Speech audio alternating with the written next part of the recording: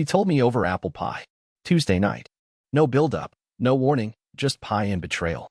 It was her sorry it's been a long week meal, which was funny since she hadn't been home since Friday. She breezed in wearing that navy cardigan I bought her a decade ago in Paris, poured herself a glass of red, and hummed like nothing was wrong. Like she hadn't vanished for 4 nights with half-hearted texts. Like that strange scent clinging to her coat wasn't daring me to ask. She set a plate down, sat across from me, folded her hands, and set it straight. I'm in love with Travis. I didn't answer right away, still chewing. She added, always have been. You'll never understand us. My jaw tightened. Travis. The name hit like a golf ball to the side of the head. Travis, her stepbrother, the one she barely mentioned for 10 years. I'd only shaken his hand twice, once at her mother's wedding, once when he crashed a cookout quoting Bukowski and wearing cowboy boots. The same creep who once flirted with our daughter's college roommate so badly Danielle almost dislocated her eyes rolling them. I stared at her, hoping I'd heard wrong. Travis, I repeated. Your stepbrother? She didn't blink, didn't even fake discomfort. We're not blood, she said, like she was pitching a TED Talk instead of confessing adultery. This is destiny. Destiny. As if sneaking off to hotels with your stepbrother while your husband balances trust accounts is written in the stars. I didn't shout, didn't flip the table.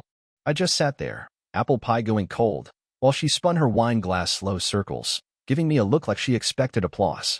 I didn't feel heartbreak, just static. Cold, thick static behind my eyes. Travis understands me, she went on, eyes shining. With you, I'm always performing. You don't see me. That almost made me laugh. I spent 16 years making her life easy, insurance, bills, taxes, her car, even booking her dumb yoga retreats and her mother's prescriptions. She didn't have a clue what real work was. She picked up her fork like it was just another Tuesday.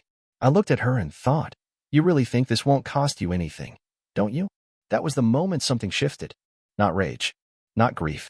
Something smoother. A lock turning. It wasn't just that she cheated. It was that she expected to be celebrated for it. She kept talking, rambling about feeling trapped, using therapy words she half understood, authenticity, alignment, emotional honesty. Then she said something that'll echo in my head until I die. I think you'll actually be happier without me. You're so stable. You don't need chaos. I stared at her. Really looked. She didn't know me at all. She thought my silence meant weakness. My routines meant emptiness. My patience meant no fire. She didn't know I'd already written the ending to this story years ago. She didn't know the fuse was already burning. She kissed me on the forehead like I was some frail uncle and said, I hope someday you'll understand this wasn't about hurting you. Then she grabbed her coat and walked out into the night. I sat there a long while, staring at the wine glass ring she left behind. Then I pushed the plate away, stood up, and headed for the office. I had something to find. I half expected Natalie to burst in furious, demanding answers. Instead, she strolled in like it was just another family update, gave me a quick hug, and said, So Mom told you. No build-up. No shock. Just another spoiler to her. I stood by the counter, coffee half drunk, still wearing the same clothes from 2 days ago. Sleep hadn't come easy since the apple pie night. I studied her, hoping for some flash of anger. But her face was soft, almost dreamy. She plopped onto the couch, legs crossed, voice dripping with that fake wise tone they teach in Psych 101. Honestly, Dad, they've always had a special bond. The air left the room. I just stared. She smiled like it was some great cosmic love story. Set her coffee down, leaned back, and kept going. They always just got each other. Maybe it was meant to happen. Meant to happen. I looked at her, this girl I raised, fed, drove to cheerleading practice, sat up with during fevers, and realized she wasn't standing with me. She was with them, cheering. I sat down slowly. My knees felt heavier than ever. Silence stretched between us. I hoped she'd feel it. She didn't.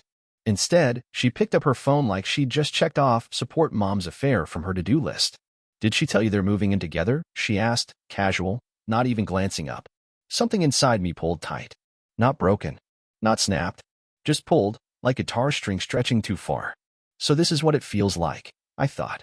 When the last person you trust joins the other side. You're okay with this?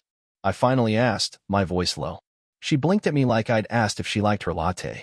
I mean, yeah, it's weird. But they're happy. And Travis has always been good to me. Travis.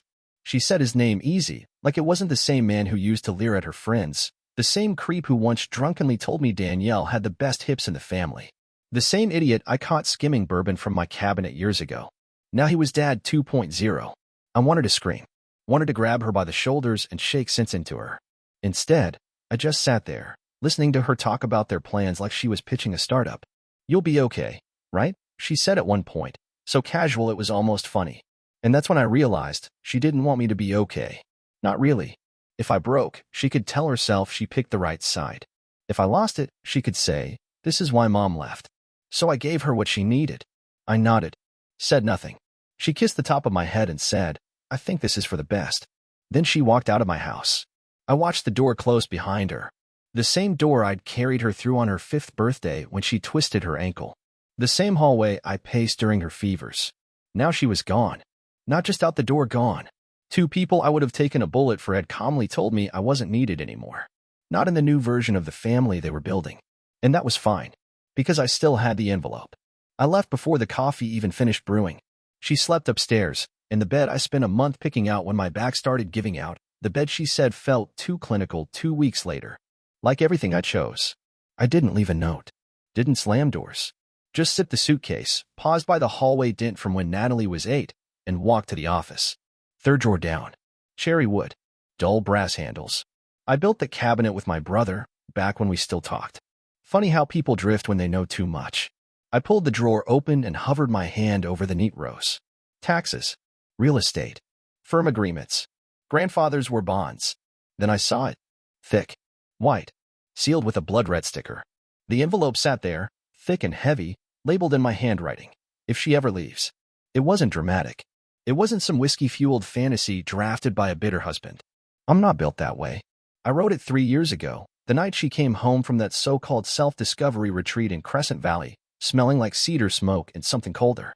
That was the same night she told me she didn't believe in traditional monogamy anymore and asked why I couldn't try evolving too. I didn't argue.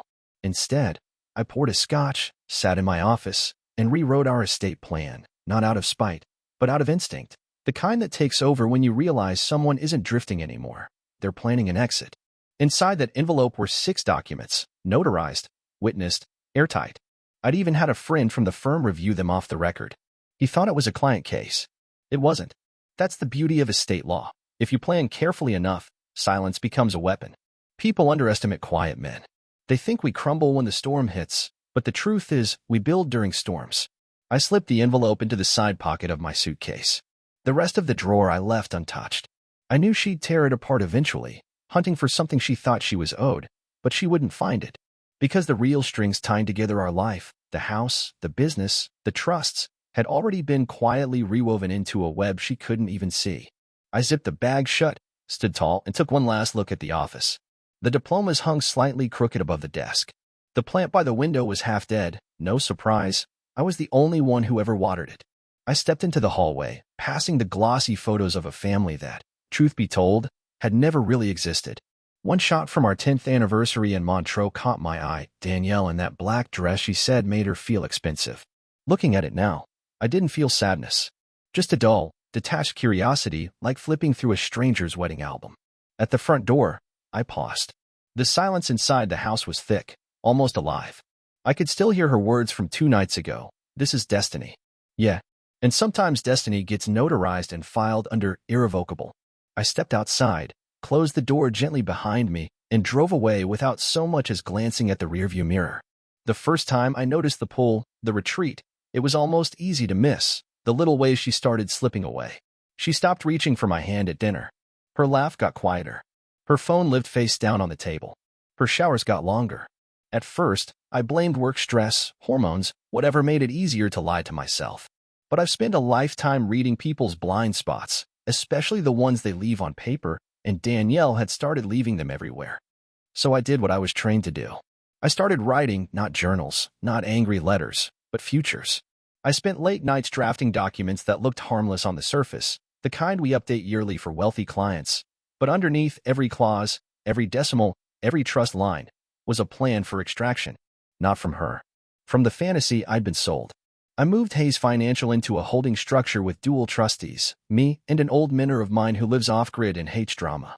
I rewrote the house deed so it technically belonged to a foundation I named after my father, a man who'd once said Danielle was nothing but a smile hiding a set of teeth. The pensions? Locked into irrevocable trust with automatic triggers if she ever abandoned the marriage. The inheritance from my father had long been moved into generational skips and ironclad shields. Every move was made quietly, years before she ever packed her spa getaway bag with just a little too much lingerie. I still remember the day I printed the master set. It was raining, not the romantic kind, just that miserable sideways drizzle that makes you wonder why you bothered going outside. Danielle had left her email open. I saw a message to someone named TJ. Can't wait to see you again. Miss the way you hold me after. She said she was visiting her mother that weekend. I didn't react. Didn't even breathe heavy. Just clicked save, finalized the clauses, and printed the file titled If She Files First. 7 tabs, 1 notarization already scheduled, all of it tucked away behind a decoy folder labeled Retirement B inside my fireproof cabinet. Years went by after that. We played house. She kept drifting. I kept building. Danielle kept drifting further. The talking less. The longer absences. The sharpened lies. She even said once, with a shrug, "You're lucky I haven't walked away." Most women would. I smiled and told her, "I suppose I am." She thought that smile meant surrender. It didn't. It was the final setup. So when the email came from her lawyer, of course, subject line neat and cold, pays divorce filing, initial petition, demands, I didn't flinch. I simply opened the cabinet, pulled out the envelope I had prepared years ago, walked to the printer, and clicked print. The machine hummed like it was printing menus for a wedding reception. 16 years of marriage reduced to a few pages of black ink on cotton bond paper. Her attorney believed this would be routine, a clean split. Some standard division, a slice of spousal support, maybe even a claim to part of the firm. After all, Danielle had supported me while I built Hayes Financial. Funny thing about empires, though, they don't belong to the ones who sit courtside clapping. They belong to the ones who lay every brick with their own hands. I stacked the papers neatly, clipped them into a folder labeled Final Response, and felt no anger, no trembling hands, no smugness either. Just the steady, quiet satisfaction of a man who had made peace with this ending long ago. She had made her move. She thought I'd panic, thought I'd beg. Instead, I simply printed the end credits. She showed up the next day, polished to a shine, hair freshly curled, nails immaculate, sunglasses tucked into her collar like she had just wrapped up brunch with someone important. Trailing behind her was a man in a too expensive suit, clinging to a leather briefcase like it was a trophy. Her lawyer. He looked early 40s, with a tight designer watch and a practiced, cocky grin, the kind of guy who probably winked at interns and called himself a closer. I opened the door with the blank politeness you give a cold wind. Danielle walked inside like she still owned the place, not even sparing a glance at the photos lining the hall, the ones she used to fake sentimental smiles for when company was over. Us in New York. Us in Florence. Natalie at 4 years old, buried in birthday cake. Now she passed them like they were forgotten props in an abandoned stage play. The lawyer, Preston, made a show of unpacking his briefcase at the dining table, laying everything out like he was setting up camp. Danielle smiled, that same rehearsed, gleaming smile she used whenever she thought she had the upper hand. "Let's keep this civil, okay?" she said, her tone so sweet it almost curdled. Preston slid a manila envelope across the table and started his pitch. "This is a fair division. Very standard.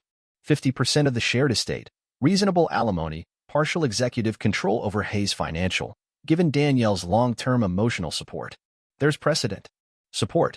As in, not interfering while I built it. As in, occasionally asking how quarterly numbers looked while she shopped yoga retreats. As in, showing up to one corporate dinner a year and spending half of it critiquing the appetizers." I said nothing. Just flipped the folder open and read. Half the estate. Monthly spousal support indefinitely. Executive say in Hayes Financial decisions, pending fair valuation. She was going for the jugular and didn't even realize it. Danielle leaned across the table, tapped the edge of the packet, and said, "I'll make this as painless as possible. Just sign, and we can all move on." I looked up at her, not with anger, not even with resentment, emotion she would have loved to see.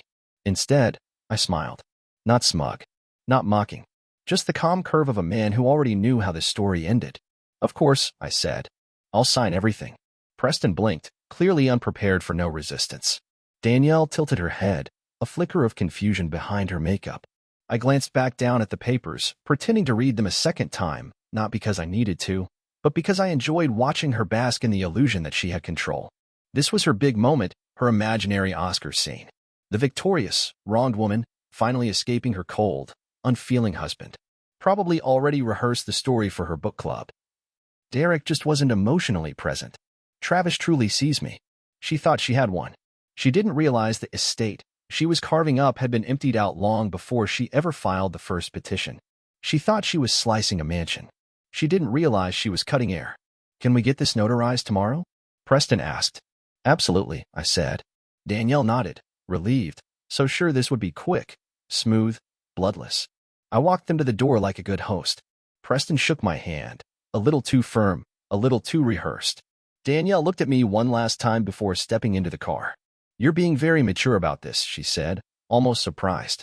I nodded, watching their taillights blink and fade like signals from another world. When they turned the corner, I closed the door behind me, locked it with a soft click, and made my way to the office. There, waiting neatly on my desk, was the folder labeled Response for Filing. Inside were the signatures, the asset redirections, the protections. I slipped the divorce package she had given me into the drawer next to it. Then I laughed, not because it was funny, but because the trap had already sprung, and none of them had even heard it. Nora Winslow's office wasn't built for small talk. There were no paintings on the walls, just law certifications, shelves packed with casebooks, and a coffee machine that looked abandoned years ago. It had the sterile efficiency of a woman who didn't waste energy decorating when there was work to be done. Nora didn't do hand-holding. She didn't ask if I was coping. She just nodded sharply when I walked in, motioned to a chair, and said, "Start talking." I slid the folder across her desk without a word. She opened it, adjusted her glasses, and within 30 seconds, I saw it, the grin. Tight, focused, professional. It wasn't joy. It was recognition, like a surgeon spotting an artery exactly where it needed to be. "Ah," she said, flipping to the trust documents I'd quietly built over years. "So you're not just a quiet man. You're a dangerous one." "I'm a planner," I said. She scanned in silence, only breaking once to mutter, "Jesus, you buried the lead." When she reached the abandonment trigger link to the irrevocable trusts, she leaned back, tapping her pen against the desk. "She thinks she's already won," Nora said, almost laughing. I nodded once. "Perfect," she said, outlining a strategy right there on the spot. "She's walking into court thinking it's about division. It's not. It's about illusion. She's going to get exactly what she asked for, and not a penny more." I didn't need to explain Danielle. Nora had seen her kind before. "Women like her treat loyalty like customer service," Nora said, her voice clipped. "They expect 5-star treatment while they shop around. And when you complain, you're the problem." She understood completely. We worked fast. Nora restructured my response into a deceptively clean 8-page filing. No arguments, no protests, nothing that looked defensive. Just a calm, polished agreement, crafted to lull any halfway decent attorney into thinking they were winning easily. Danielle's team had gone after the shared estate, but their paperwork never mentioned the trusts, the hidden structures, or the protections I'd built years before. They chased the house, so we agreed, at a valuation frozen 5 months earlier, back before I quietly moved the title into a charitable trust. They asked for partial executive control over Hayes Financial. We agreed, to the shell that no longer held any real assets. The real money sat 2 layers deep, behind 2 signatures, both mine and a trustee who hated drama more than anything. Danielle would get what she demanded, but it would be like trying to eat a photograph of food. All image, no substance. Nora sent me the draft for review and said with a sly smile, "You'll look like the most generous ex-husband the court's ever seen. She won't realize the catch until the ink is dry." "That's the best time," I said. "Exactly," she said, smirking. "Right when they're posing for the victory picture and the floor drops out." That afternoon, I signed everything, not out of bitterness, but out of design. Danielle wanted to win. So I built her a trophy out of hollowwood, polished it until it gleamed, and placed it on the table. Let her hold it high. Let her wave it around. It wouldn't be long before it crumbled in her hands. It was a Wednesday morning when my phone buzzed. Not a call, a notification from one of those social media apps I kept mostly to keep tabs on Natalie. I opened it without thinking. And there it was. A photo. Natalie, smiling wide, a glass of white wine in her hand. Danielle beside her, glowing like a woman 20 years younger, wearing that low-cut wrap dress I once loved, back when she still dressed for me. And across from them, arms slung lazily over the back of Danielle's chair, Travis. Smirking. Right there, in public, like he owned her. Captioned simply, "Dinner with Mom and Travis." And then, underneath that, like the punchline to a joke I wasn't invited to. "Family always finds a way." Blue heart emoji. I stared at it. Not in shock. Not even in pain. Just fascinated, like watching a painting melt in real time. They were sitting at Stonefield Bistro, the upscale bistro where Danielle and I used to spend our anniversaries. I knew that marble wall behind them, the folded teal napkins, the way the wine glasses caught the light. That place had once been a symbol. Now it was just another stage for her parade. Family always finds a way. It wasn't just the smugness that hit me. It was the audacity, the way she reframed adultery into a hallmark moment, packaged with an emoji and a smile, served up like destiny. Our daughter, my daughter, sat there, posing like they were the new Brady Bunch, and I was the forgotten uncle who got written out in season 2. I scrolled through the comments. So happy for you guys. Such a beautiful family. Travis looks like he belongs. He belongs. Yeah, like a splinter buried deep in bone. But here's the thing. I didn't feel rage. I didn't feel heartbreak. I just felt steady. Because while they were out celebrating fate, I was at home, sharpening the blade they didn't even know existed. That's the danger with people like Danielle and Travis. They think silence means defeat. They think if you don't scream, you're weak. They never learned what still water can hide underneath. I saved the post. Not for court. I didn't need it. I saved it because it was art, the perfect image. The high point before the inevitable fall. A snapshot of a woman cheering at a feast she thought she'd prepared, not realizing she was the dish. They thought next week's hearing would be simple. Danielle told Natalie it would be quick, clean, just a signature and a celebration dinner afterward. I could picture it. Travis in some cheap linen blazer. Danielle glowing in post-victory haze. Natalie clapping along like a flower girl at a wedding that should have never been written. I closed the app, set the phone face down on the table. The hammer was ready. Handle carved. Weight balanced. Not out of anger. Out of engineering. And soon, I'd let it fall. The morning of the hearing, she walked in wearing white. Not ivory. Not cream. White. Like it was a second wedding day, like she had been waiting her whole life for this aisle. Danielle never cared much for subtlety. She loved her symbolism obvious enough to swing like a club. A white dress for rebirth. High heels that clicked like victory drums on the courtroom floor. A walk that screamed triumph. Travis followed right behind, smirking like the best man at a shotgun wedding. His shirt half untucked, slouching like he wanted everyone to know he was too cool to care, even here. And there was Natalie, dressed soft in blue, holding her mother's hand like she was escorting her towards sainthood. Her face was calm, rehearsed, no makeup, chin high. I couldn't tell if it was defiance or confusion. Maybe both. But she stood with them, not with me. They walked past without a glance. I could have been the waiter clearing empty glasses at their celebration. I sat at the front. No entourage. No distractions. Just a clean suit, steady hands, and a simple folder centered neatly on the table. Labeled, Final. Nora entered a few minutes later, her phone in one hand, binder in the other, eyes locked and surgical. She gave me a small nod. No wasted words. No wasted energy. She didn't spare them a glance. She didn't need to. Danielle and Preston sat across from us, relaxed, smug, as if they'd already sealed the deal. Danielle leaned back in her chair, radiating post-victory glow. I caught her glance. She noticed the final tab on my folder, tilted her head, smirked. She thought it was performance art. She thought she still understood me. The judge entered. We rose. Formalities. Introductions. Oaths. Preston launched into his opening remarks. Words like amicable, cooperative, equitable, all spoken with the casual arrogance of a man expecting no resistance. He rattled off their demands. 50% of joint assets, lifetime spousal support, executive control of the business. He spoke like the paperwork was already signed. Like this was all a ceremony. When it was our turn, Nora didn't rush. She waited, letting the silence stretch a heartbeat too long. Then she rose, calm and smooth, and said, Your Honor, my client has no objections to the division as proposed. Her voice was even, almost cheerful. We've prepared a full agreement, meeting every request, alimony, estate division, business shares signed, sealed, and ready for court review. Danielle blinked, surprised. That wasn't the line she'd been expecting. Preston smiled, smug and victorious, shooting Danielle a quick look that screamed, Told you I scared him straight. The judge nodded. Let's review the documentation then. Nora handed over our file. Danielle leaned in, curiosity tugging at her polished mask, her brows furrowing ever so slightly. I didn't move. Didn't say a word. I just watched her from the corner of my eye, watched her brace herself for the catch she thought must still be coming. But it already had. The trap didn't need to spring. It was the floor beneath her. And it was already gone.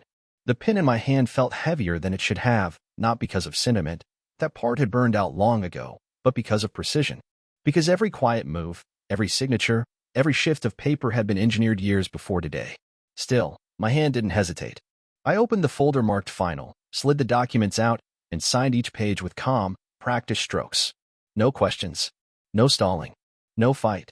Across the table, Preston grinned like a man closing on beachfront property he hadn't yet realized was underwater. Danielle sat beside him, arms neatly folded, watching the dream unfold just the way she had storyboarded. She leaned slightly forward across the polished oak, and in a voice just low enough for me to hear, whispered, "Thank you for being decent about this." Decent. The word landed like a paper cut. The way she said it, like I was some sad, pitiful ex, finally returning her favorite sweater, almost made me laugh. I didn't respond. I just nodded, once, slow and sure, and turned back to finish the last signature. Preston gathered the packet with the air of a man trying not to strut, handing it over to the clerk with a polite restraint that barely hid his triumph. Danielle squeezed his arm, congratulating herself with her touch. And still, I stayed silent. Because silence, when used correctly, is louder than screaming.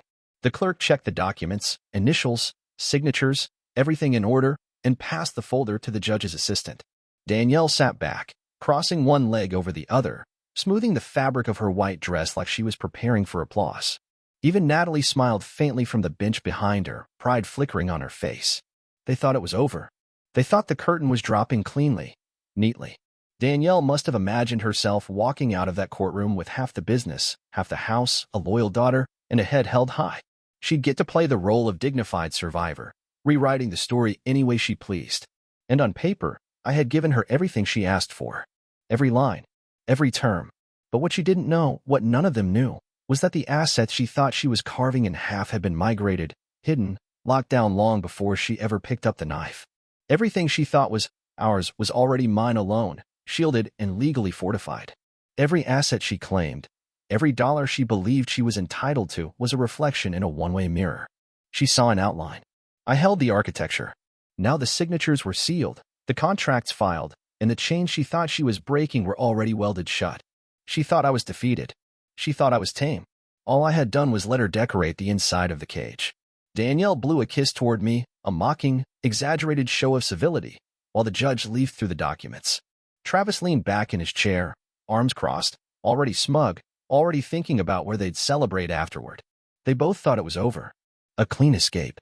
No mess. No consequences. Maybe they thought I'd cry in the parking lot. Maybe they thought I'd call her, beg for another chance. They didn't understand. The page turned.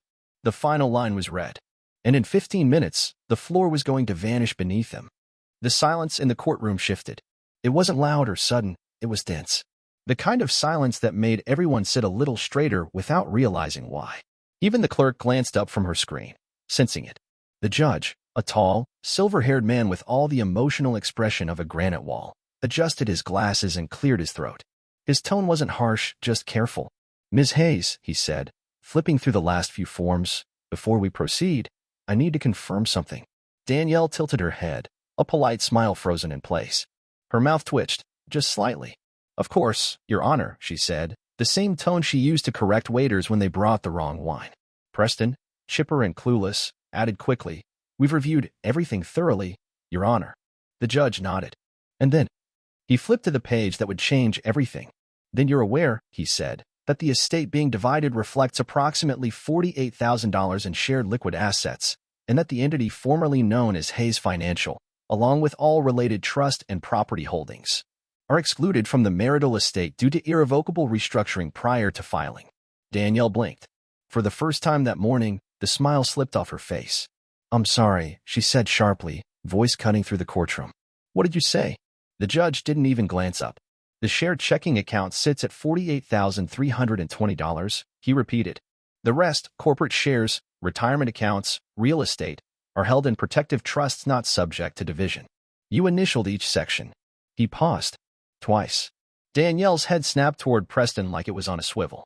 "That can't be right," she hissed. Preston flipped frantically through his copy of the documents. "No, we were under the impression that..." The judge cut him off with a hand. "The language is clear. The respondent," he gestured slightly toward me without looking, "disclosed all financial holdings. Your filings presented no objections or counter-evidence. You are bound to the division as written."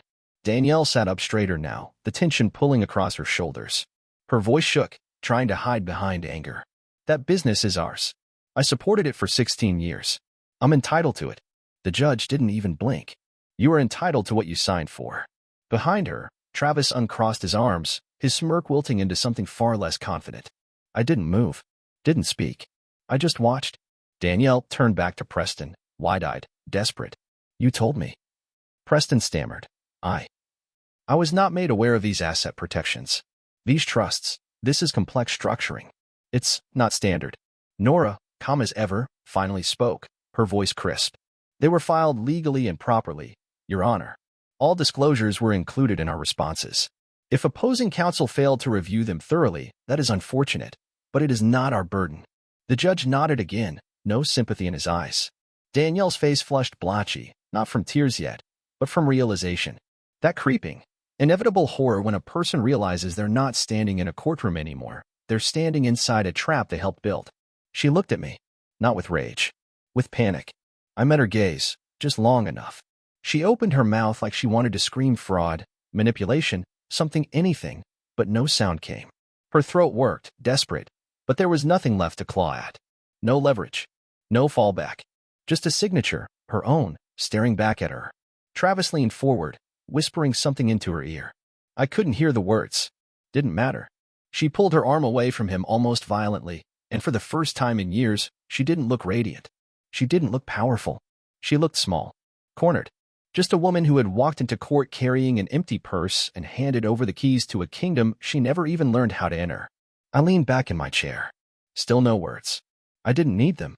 It was Nora who finished it. No drama, no flair, no need for theatrics. She simply opened her briefcase, pulled out a slim stack of papers with a blue binder clip, and slid them across the table like she was handing over a receipt for dry cleaning.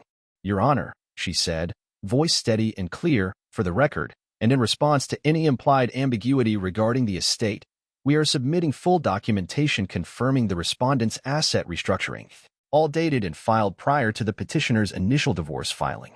The judge took the papers without blinking. Danielle stared at them like they were written in a foreign language.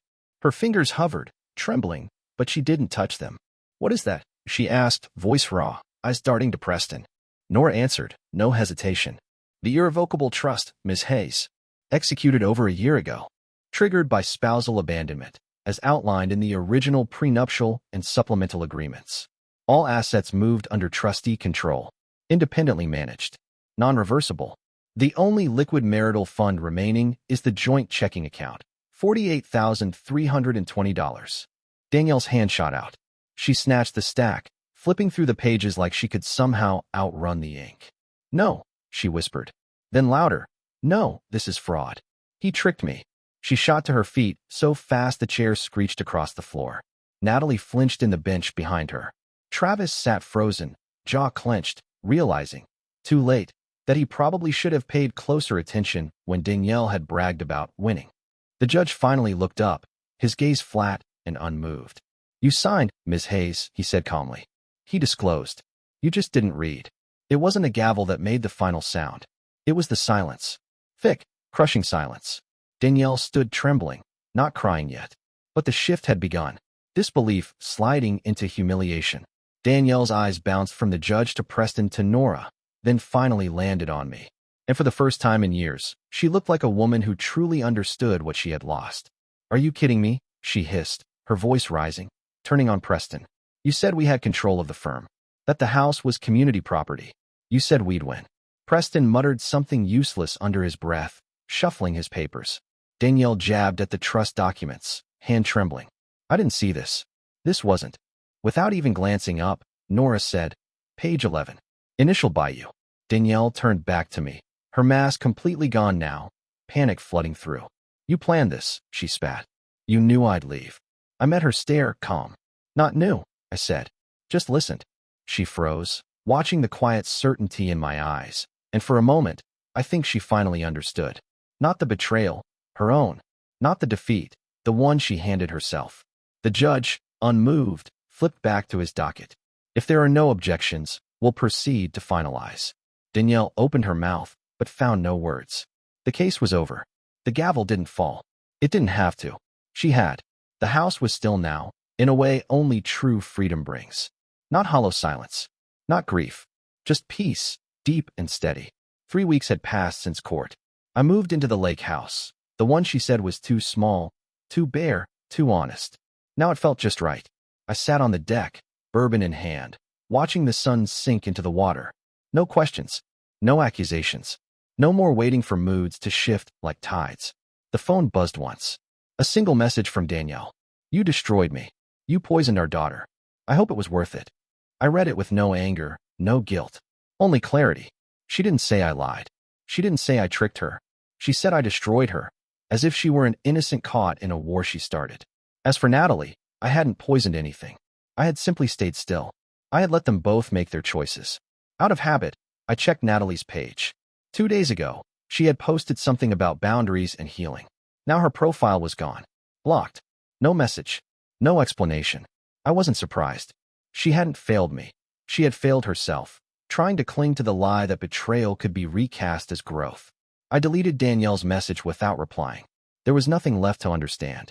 They didn't just betray me. They collaborated. And when the fantasy crumbled under contracts and signatures, I became the villain they needed to feel blameless. Let them. It takes courage to face the truth. And courage was something neither of them ever had. The sun kissed the horizon. The bourbon caught the last light. For the first time in years, I wasn't wondering who loved me, who stayed, who lied. I wasn't abandoned. I wasn't left. I was excused. Excused from the lies. Excused from the performance. Excused from calling a house home when it never truly was. She thought I'd grieve. She thought she'd win. All I did was hand her the rope and watch her hang herself with pride and paperwork. Now, at last, I could breathe. Not because I won, but because I finally stopped pretending she ever loved me at all.